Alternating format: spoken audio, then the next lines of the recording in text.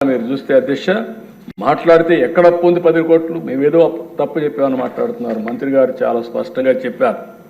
నేను ఇప్పుడే చెప్తున్నా, మీరు చూస్తే అధ్యక్ష గవర్నమెంట్ డెట్ 4,38,728 కోట్లు, పబ్లిక్ అకౌంట్ లయబిలిటీస్ అంటే ఉద్యోగస్తుల డబ్బులు కూడా మొత్తం వీళ్ళు తీసుకొని వాడేసే పరిస్థితికి వచ్చారు.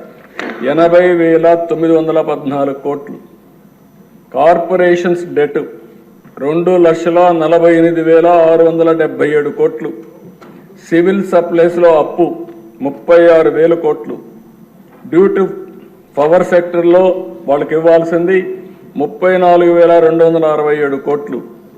Out standing dues to vendor స్కీమ్స్కి ఇప్పుడు బకాయిల దిశ మొత్తం కాంట్రాక్టర్ అందరికీ 1,13,244 కోట్లు. అదే మరి ఉద్యోగస్తులకు ఇవ్వాల్సింది ఇమీడియట్గా 21,980 కోట్లు. Non contribution of sinking fund కింద 1,191. ఇవన్నీ కలిపితే 9,74,556 కోట్లు ఇప్పుడు తేలిన అప్పులు. ఇంకా తవ్వితే ఎంత వస్తుందో నాకు తెలియదు.